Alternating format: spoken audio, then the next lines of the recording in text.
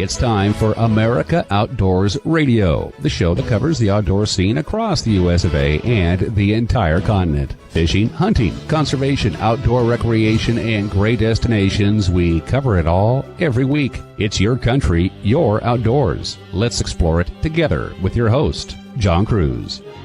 Welcome aboard. We're starting off the show with some news about some of our public lands, which just got a little more expensive to visit, but it's better than expected news. Let me explain. The Department of Interior had what they thought was a great idea, more than doubling the amount of money it would take to visit our most popular national parks.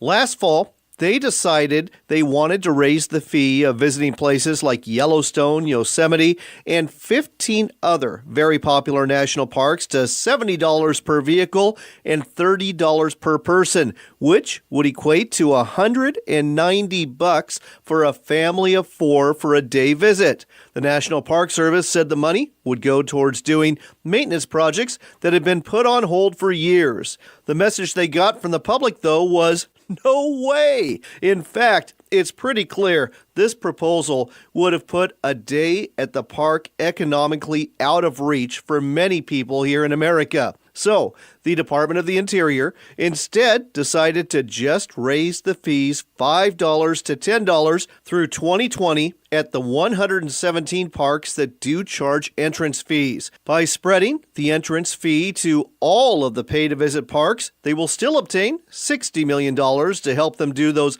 long-awaited and needed maintenance projects to buildings, campgrounds, trails, and roads without gouging the general public that these lands belong to. Oh, and just a reminder, there are 300 other national parks, monuments, and historic sites you can visit absolutely free of charge. Speaking of our public lands, there was a lot of talk about fishing on them, hunting on them, camping on them, and protecting them last week in Boise, Idaho at the Backcountry Hunters and Anglers National Rendezvous, an event which shattered attendance records. Land Tawney, the CEO of this organization, will tell you more about the event and this rapidly growing group in just a minute. We also want to share the stories of some of the people that were there at the conference. One of them was Ryan Busse, the president of the board of BHA. That's the acronym for Backcountry Hunters and Anglers. He was raised in Kansas, lives in Montana, and was the co-presenter of a great seminar about bird hunting on public lands across America from September all the way into February. Ryan will spend a few minutes giving you public land bird hunting tips and some suggestions on where you may want to go on a road trip this fall or winter. Another seminar presenter was Carter Niemeyer. If you were to ask the question, who's afraid of the big bad wolf, it would certainly not be Mr. Niemeyer. As a matter of fact, he has spent many a night camped around packs of howling wolves. He has also trapped them, tracked them, and was part of the team that reintroduced them to Yellowstone National Park in the 1990s. He'll join us to set the record straight about wolf myths that he says simply aren't true. Love him or hate him, and what he stands for, it's a conversation that will be worth a listen. We've got news about two legends in the outdoors and firearms industry who have left us too soon, as well as a conversation with a Colorado-based elk hunting outfitter named Adam Gall. Adam and his wife Anna operate timber-to-table guide service, and they specialize in taking folks out who have never hunted elk before. By the end of your trip with them, you'll have the knowledge you need to be a do-it-yourself elk hunter, and you'll know how to butcher and cook that elk you've harvested too. It may not be a great business model for getting return clients, but it's a great service to get new big game hunters, young hunters, and female hunters out for a great hunting experience. Before we talk about new elk hunters, wolves, and upland birds, though, we've got an appointment back at the Backcountry Hunters and Anglers Rendezvous at the Boise Center, and we're going straight to the top. With us right now is the man in charge of the whole shindig. His name is Land Tawney. He is the CEO of Backcountry Hunters and Anglers. Land, great to have you on the show again. Thanks for having me on the show again. This is amazing. The last rendezvous I went to was in Spokane about 3 years ago, and I think there was about 350 people there, and it was like being on an Apollo rocket lifting off, all the enthusiasm that was there, and I thought, it doesn't get better than this. And now I'm in Boise, and I realize it gets better than that. You got how many people have attended this so far? So we have 1,300 for the whole entire weekend, and then last night at Brewfest we had 4,500 people. That is absolutely amazing. The message is really taking off because your membership numbers have just grown and grown and grown over the last few years too. Again, going back to Spokane, I think you had about, 10,000 members then? No. Last when we were in Spokane we had about 4,000 members. Last year at this time we had 10,000, now we have just over 20. Absolutely amazing. Again, what else is amazing is the membership that you're drawing. They're not middle-aged guys like me. Well, there's some, but there's a lot of young people. The generation that, quote-unquote, doesn't get involved, the generation that, quote-unquote, doesn't like belonging to groups, they're coming here in droves, and they're really motivated to participate. We're trying to put fun back into conservation, and, whether that's the Brewfest that we had last night, the wild game cook-off is going off outside right now, or the storytelling. And so, we're combining that youthful exuberance with some of that sage wisdom, and I think that is absolutely on fire. Oh, it is. It's been a great learning experience, too. Later in the show, folks, you're going to hear from some of the people that were giving seminars here, and you're also going to hear from some of the people that are exhibiting here. And again, keep going back to the Spokane Rendezvous, because that's the one I compare it to. There was about, 8 vendors set up in the lobby, and this was like a sportsman show here. And again, we had that show in Spokane, the Rendezvous in Spokane, and we thought it was the greatest thing since sliced bread because it was better than the year before. And that's what we try to do, is just get better and better every single year. And so I think we have 50 of our corporate partners here this year, which is absolutely amazing. On top of that, there's a map where you register, and it's push a pin in, where are you from? All 50 states represented, and most of Canada as well. Absolutely, and I think that's the power of having be able to see that up there as like a vision of it, right? And to me, this is one big family. We get together once a year, like in the true sense of a rendezvous, and to see that map tells that story.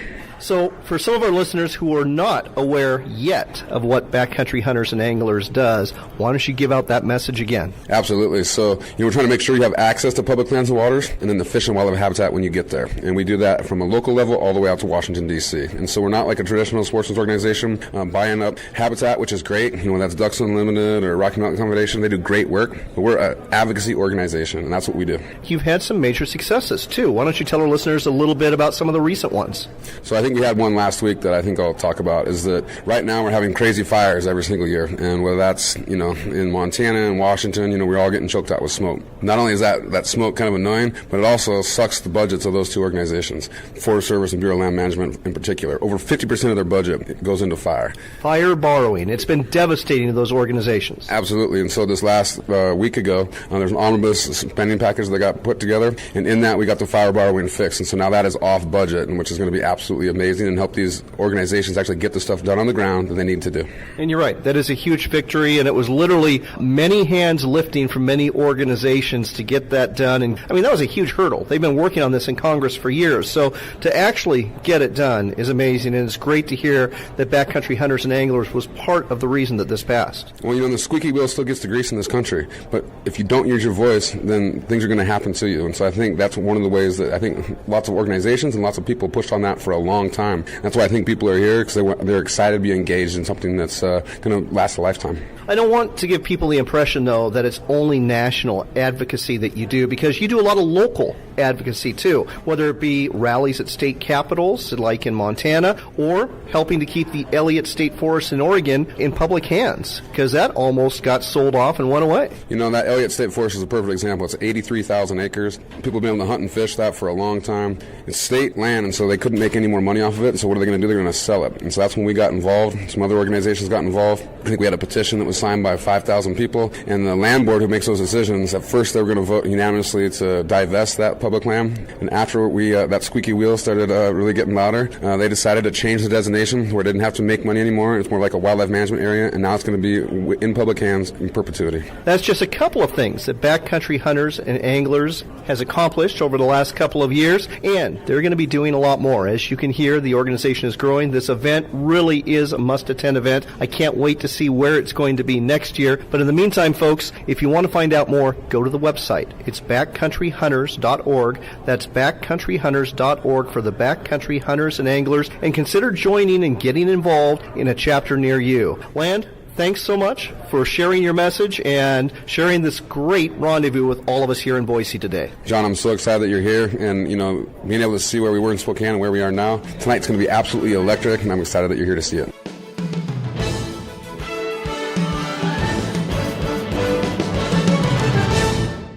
If you consider yourself a hardcore fisherman who takes pride in being the first person on the water and the last one off, Fish Fighter products were designed for you. Fish Fighter products are used by the top fishing guides in the Northwest because they know having the right equipment is imperative to a successful fishing trip. With our Relentless Series tackle trays, rocket launcher rod racks, and breakaway river anchors, you'll spend more time chasing the fish, not your gear. Designed and built right here in the USA. Gear up at fishfighterproducts.com. I'd like to welcome a new sponsor to our show. It's Sportsman's Cove Lodge, and many anglers who have been there will tell you it really is Alaska's best lodge. Sportsman's Cove Lodge sits on a salmon highway full of kings and silvers. There's halibut too, and there are some really big ones. Finally, with decades of experience taking care of customers, Sportsman's Cove Lodge knows how to treat you right from start to finish. Ready to book your trip of a lifetime? Then call Sportsman's Cove Lodge at 800-962-7889. That's 800-962-7889. 800-962-7889 for Sportsman's Cove Lodge. There's a place where the fishing is year-round, where the sun shines 300 days a year. The wineries and breweries are right downtown. The hiking and cycling offers spectacular views you just don't get in the big cities. Fortunately, the place is real and vibrant. It's the Dalles, Oregon, just 90 short minutes from Portland, along the gorgeous Columbia River, where the adventures are limited only by your imagination. Find out more at explorethedalles.com.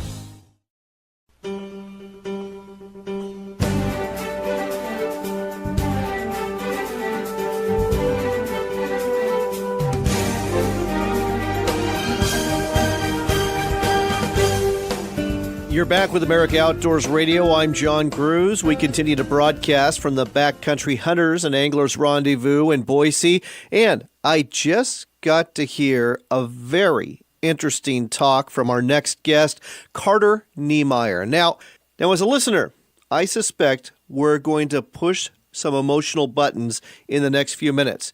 You're either going to love and agree with what he has to say, or you're going to vehemently disagree with what he has to say. Either way, though, this is something worth listening to because Carter has quite a background. For over 30 years, he has been intimately involved with wolves. He has been trapping them. He has been tracking them. He even helped reintroduce them to Yellowstone National Park in the 1990s.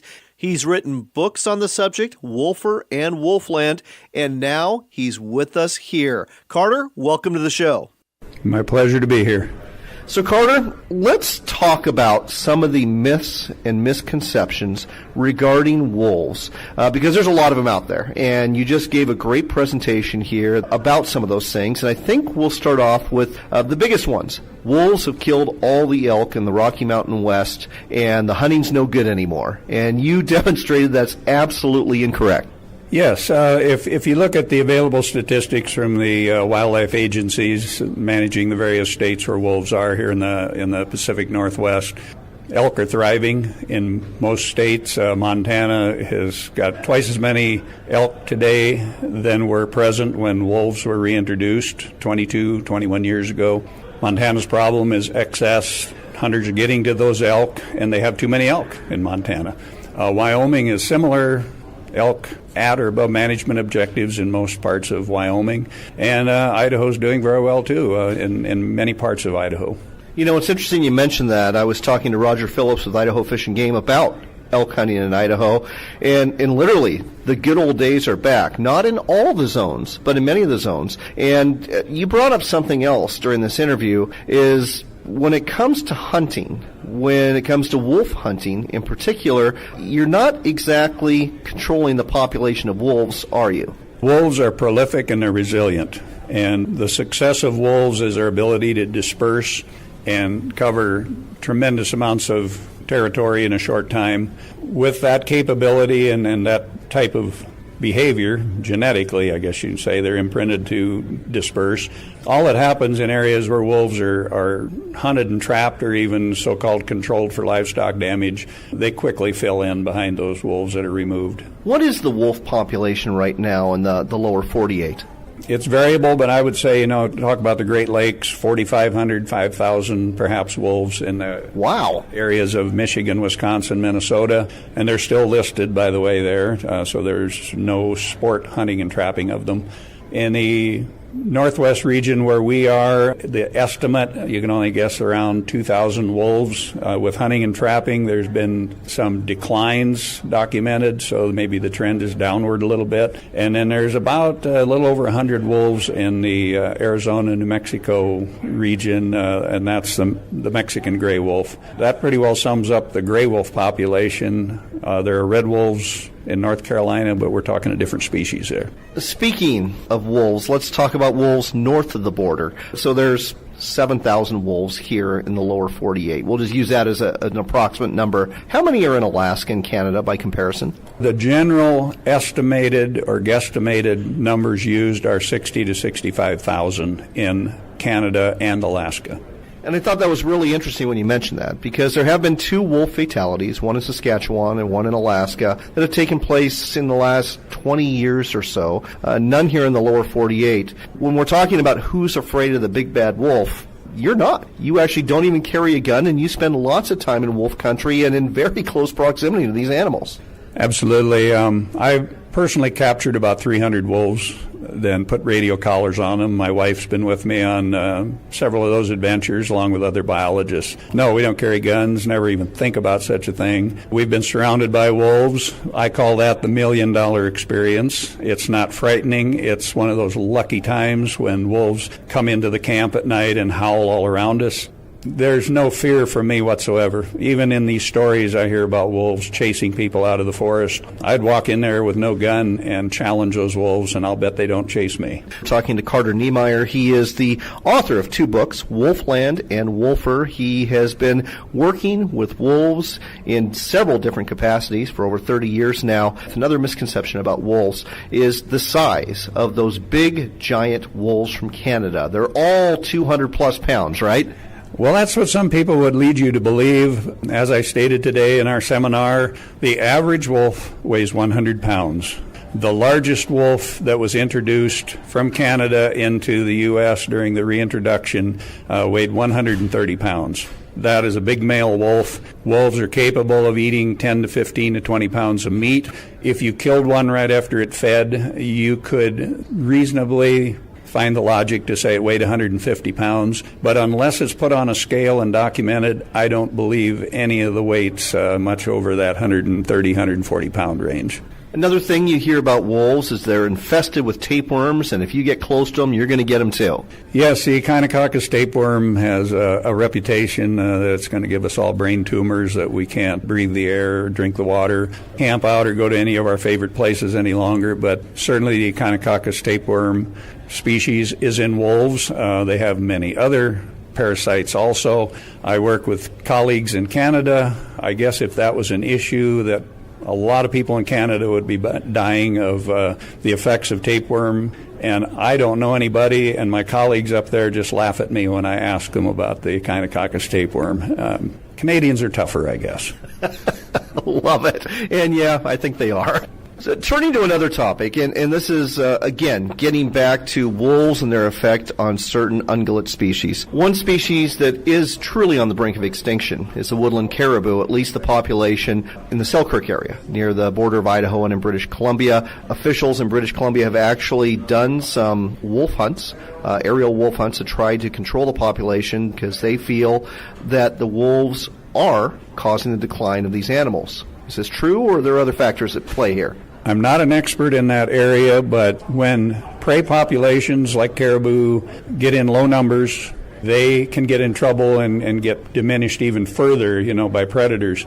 But to me, the woodland caribou situation is severely broken because it's habitat. And to put a Band-Aid on it by go up further in Alberta, they're shooting hundreds of wolves from the air each year to maintain these relic herds till Canada bites the bullet and brings back that old-growth habitat that these caribou need. It's futile. And like I was saying, too, a book I recommend is written by Bob Hayes, Wolves of the Yukon. Pick up that book if you can get it. And he was involved in wolf control for many years. I think they killed nearly 1,000, mostly by aerial control. He said in the end it was expensive.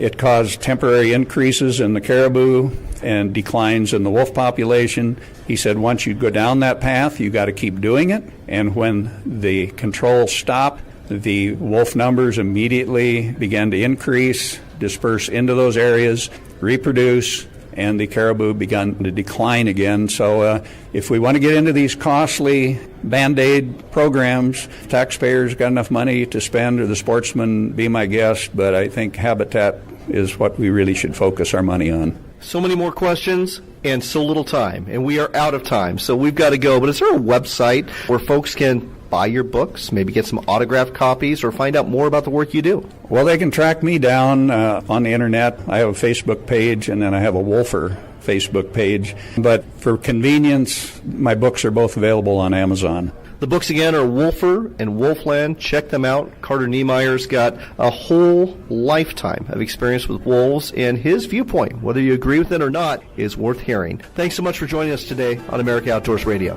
I sure appreciate the opportunity to share my knowledge.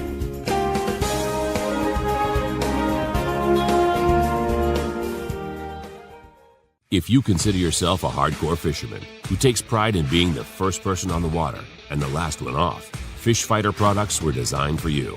We make products for the relentless fishermen who know that big fish are caught by those who put in the work. With our Relentless Series tackle trays, rocket launcher rod racks, and breakaway river anchors, you'll spend more time chasing the fish, not your gear. Designed and built right here in the USA, Fish Fighter products won't let you down. Gear up at fishfighterproducts.com.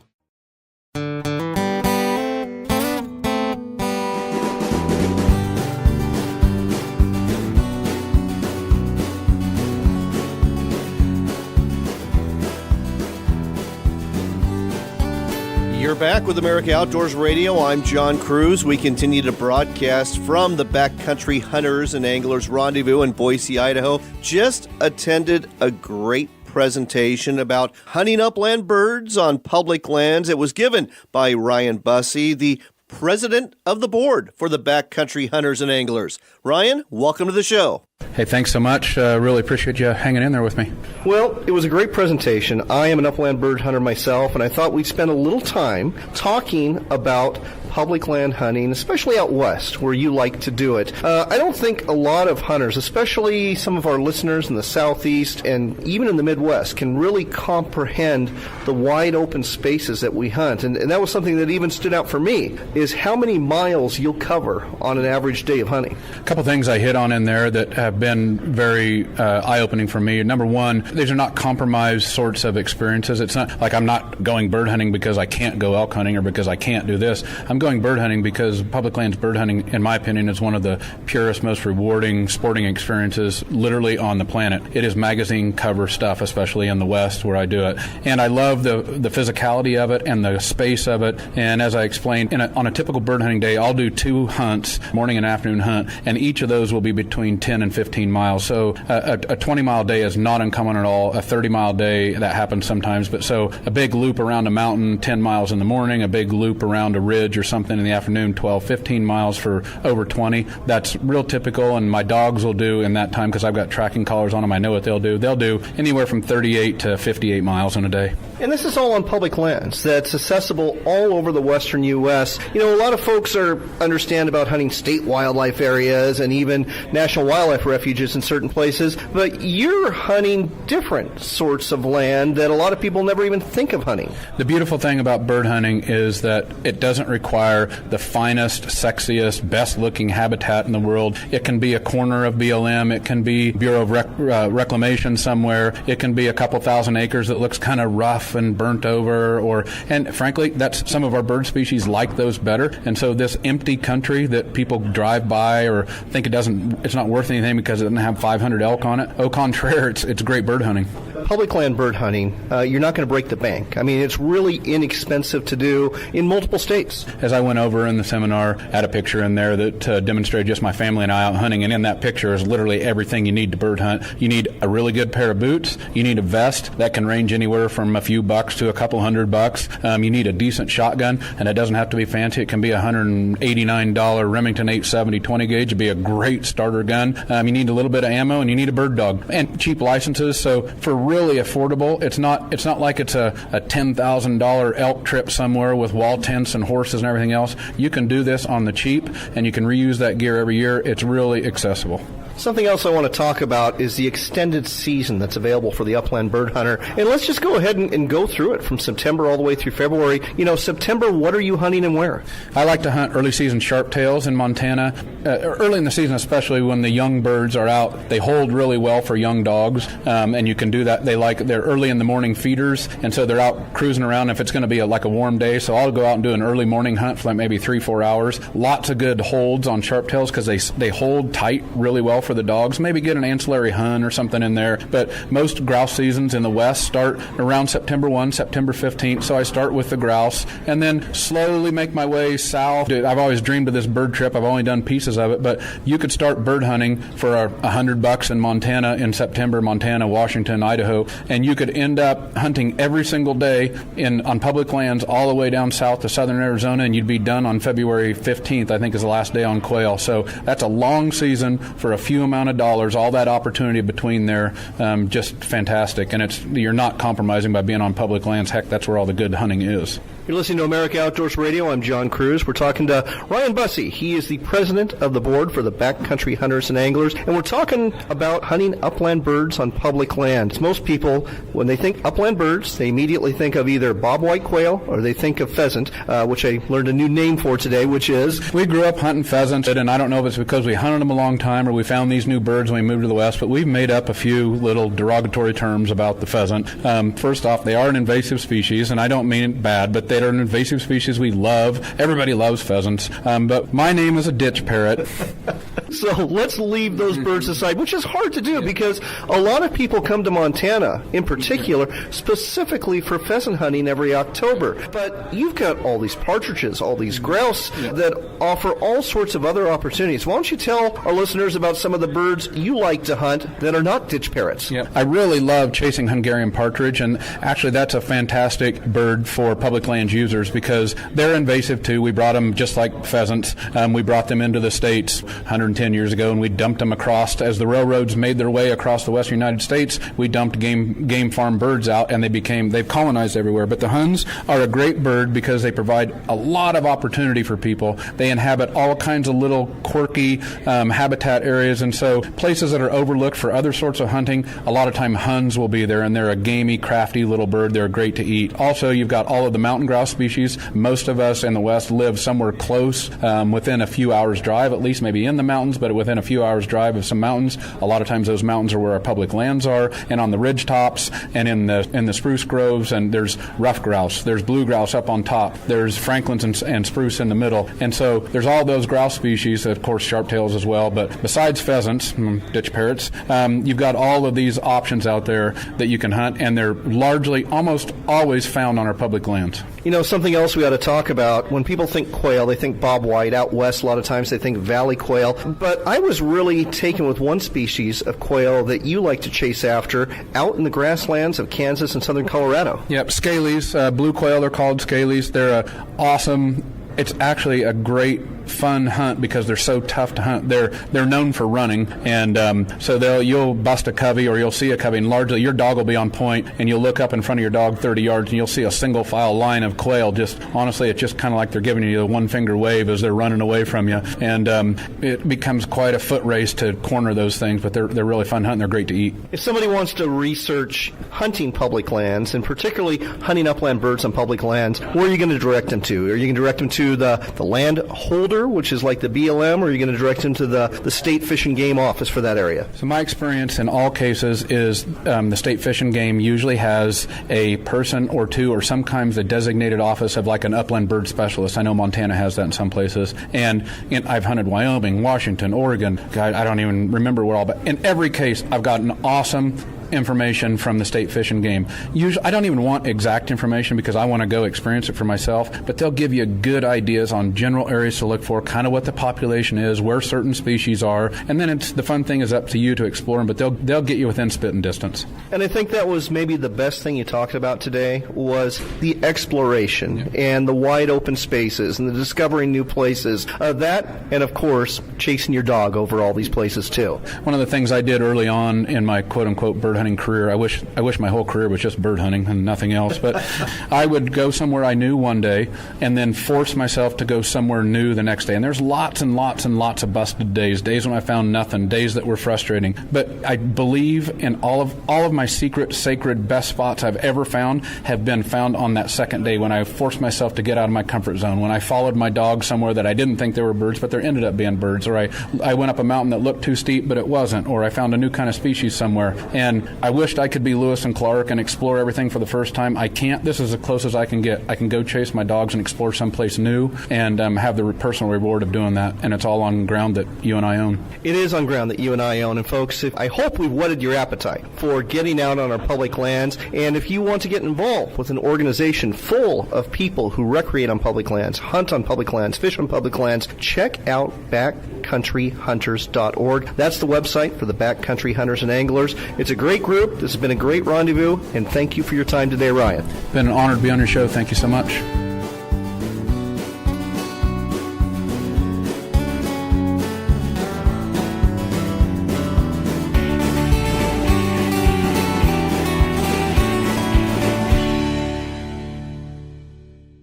Backcountry Hunters and Anglers, a nationwide group working to keep public lands in public hands so future generations can enjoy what we enjoy. Join the group that makes a difference. Check us out at backcountryhunters.org.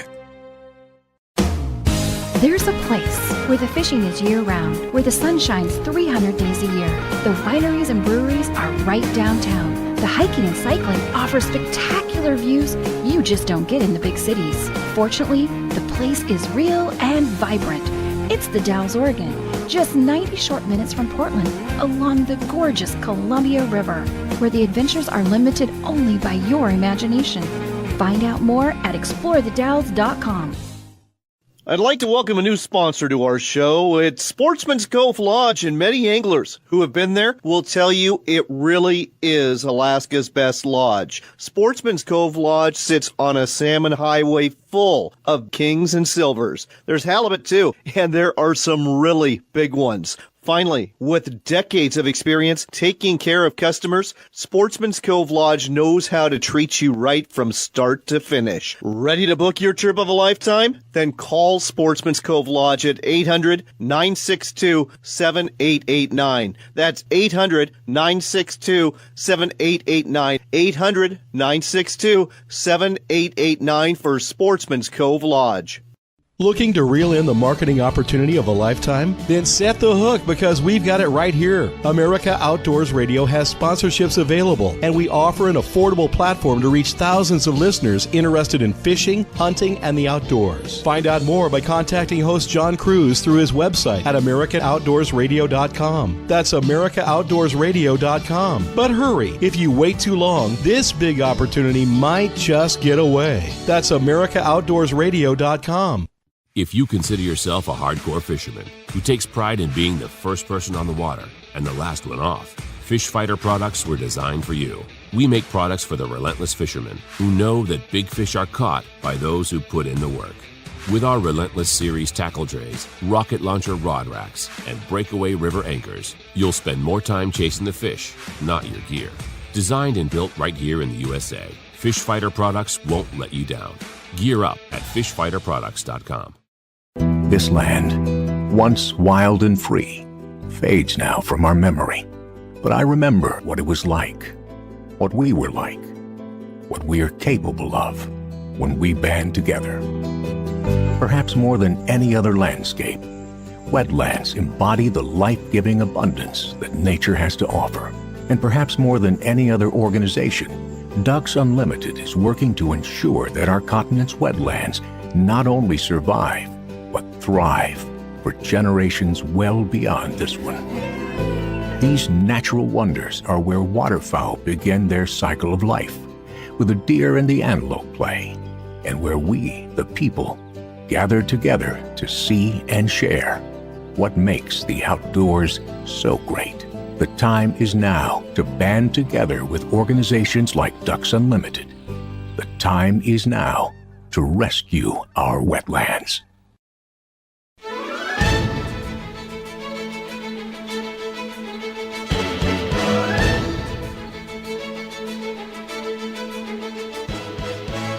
You're back with America Outdoors Radio. I'm John Cruz, and this portion of the show is brought to you by Fish Fighter Products. Do you own a boat? Do you have an anchor nest in the bow? Do you wish you could change it out without hassle for a Minn Kota bow-mounted trolling motor? Well, you can with the Quick Mount from Fish Fighter Products. How quick is it? Bing, bang, kaboom, you're done. Just seconds. That's all it takes to change out that anchor nest for that Minn Kota bow-mounted trolling motor. It's called the Quick Mount, and you can find out more at fishfighterproducts.com. We've got two passings to tell you about this week, and both involve great men who have contributed mightily to the outdoors and or the firearms industry. As an aside, both have also been kind enough to come on the air for me on my radio shows, and I consider myself lucky to have shared their voices with some of you. The first, R. Lee Ermey, passed away at the age of 74 from complications involving pneumonia. Best known as Gunnery Sergeant Hartman in the movie Full Metal Jacket, Gunny was an intimidating figure in that movie, and some of his best lines there were ad-libbed, no doubt influenced by his time as a drill instructor in the United States Marine Corps. Since that time, R. Lee Ermey went on to host Mail Call and Lock and Load on the History Channel, educating millions of viewers about firearms and their capabilities past and present. Gunny became a sought-after spokesman for firearms and knife companies and was far and away the most popular person to get an autograph from at SHOT Show every year in Las Vegas, at least judging by the lines of people wanting to meet him and get their picture taken with him. My one meeting with him took place at SHOT Show 2, and when he looked at my name tag, which listed my hometown in central Washington state, he immediately told me that he had shot a whole bunch of deer not far from my home because he had relations in Zilla about a 2-hour drive away. During the next 10 minutes of chatting, he came across as a very gracious man with a wealth of information to share. Learning I was an Army veteran, he did not engage in the good-natured ribbing common between the Marine Corps and the Army, but instead let me know how much he appreciated all the branches of the military. There was absolutely no arrogance, no intimidation from Gunny at all. Nope, he was a true patriot and a treasure and a gentleman, and I suspect most folks who had the opportunity to cross paths with him felt the same way. The other person we lost this month is Patrick McManus, a very, very funny man whose humorous column graced the back pages of Outdoor Life magazine for years. McManus's stories became very popular books from 1978 when he published A Fine and Pleasant Misery, all the way up to 2012 when he came out with a book called The Horse in My Garage and Other Stories. His column and books were full of boyhood adventures and misadventures about fishing, hunting, camping, and more, with characters like Rancid Crabtree, Wretch Sweeney, Crazy Eddie Muldoon, and of course, a dog named Strange. The stories were sure to induce smiles and chuckles, if not outright belly laughs.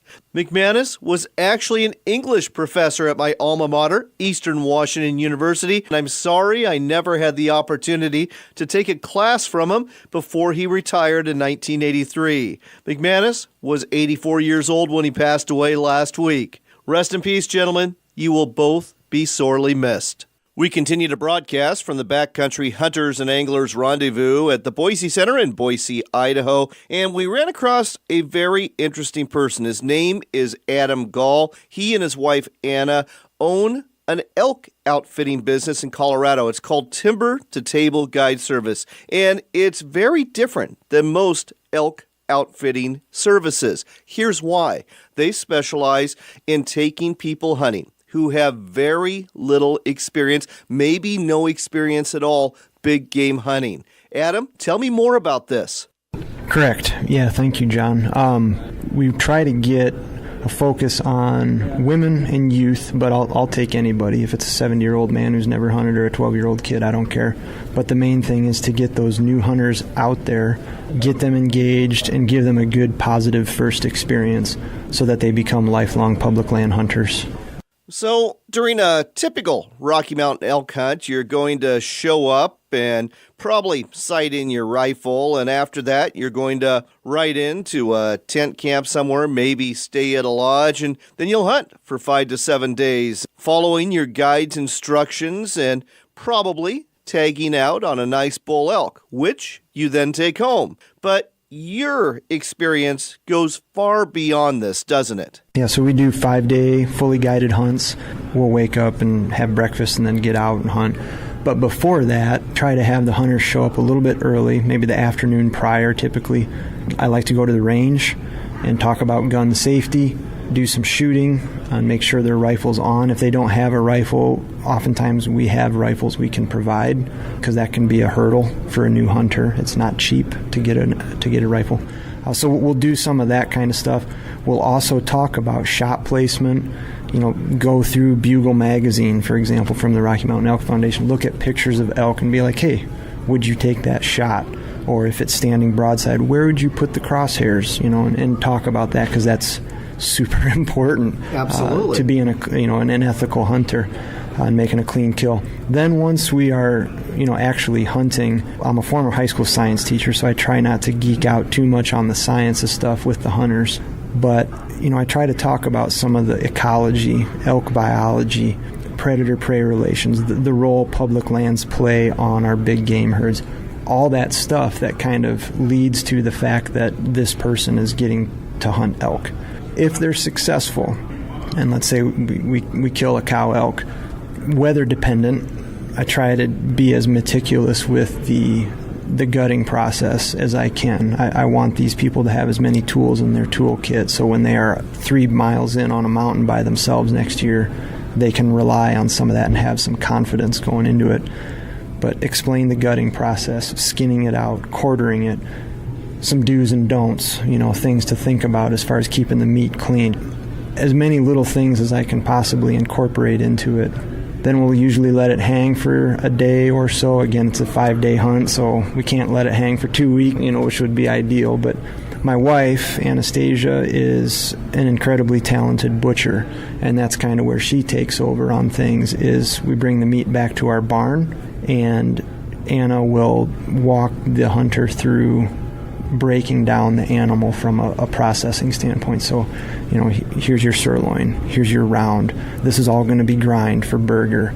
Maybe give some suggestions of things to think about as far as the meals that the hunter may want to prepare. We're not pretending to be Steve Rinella or Ryan Callahan or Hank Shaw. We definitely refer our hunters to people like that, because they are great, great representatives. But we don't get that detailed. We basically give the nuts and bolts, like steak, burger, but think about ossobuco or whatever, And then, literally walk them through the cuts. They cut up the meat right there with us in the barn. We got a grinder right there. We grind the burger, package it up, vacuum wrap the steaks, put it in our freezer. It's frozen the next morning, and they're ready to go with a year's worth of the best meat on planet Earth for their family. So, there's one real problem with this business model. It's a great service, but once they've been out with you, they don't need to come back. You've given them all the basics that they need to know to be an elk hunter by themselves. So no return clientele. Yeah, that's why I kind of jokingly say it's for an outfitter, it's an absolutely asinine business model because you're creating do-it-yourself public land hunters. I'm robbing myself of my own business. But that's not the motivation. The motivation is to get more people out there, the new hunters. We need more hunters. And I know there's a lot of people out there that are mildly curious or really curious, and getting over that hurdle to try it is a tough thing sometimes, and that's why we're trying to break down some of the walls and make it as educational as possible for them. I absolutely love the service you're providing. Folks, the website to go to find out more and book your elk hunting trip is timber2tableguideservice.com. That's timber2tableguideservice.com. Don't be afraid to go elk hunting for the first time, because Adam and Anna, they're going to walk you through every step of the way, and you're going to have an unforgettable experience in the process. Adam, thanks for sharing this with us today on America Outdoors Radio. Thank you, John. I really appreciate it. We've got to wrap things up for the week, but if you're looking for other ways to listen to our show, you can always catch us online Saturday mornings at 6 a.m. Eastern Standard Time on talkamericaradio.us. You can also catch us on Podbean. Just subscribe to America Outdoors Radio. And yes, you can also find us on Facebook and on the web at AmericaOutdoorsRadio.com. I hope you enjoyed the audio we brought you this week from the Backcountry Hunters and Anglers annual rendezvous in Boise, home of our newest affiliate, 670 KBOI. If you care about hunting, fishing, and accessing our public lands for outdoor recreation, Backcountry Hunters and Anglers is an organization you should support. You can find out more and join now at backcountryhunters.org. Remember, it's your country and your outdoors.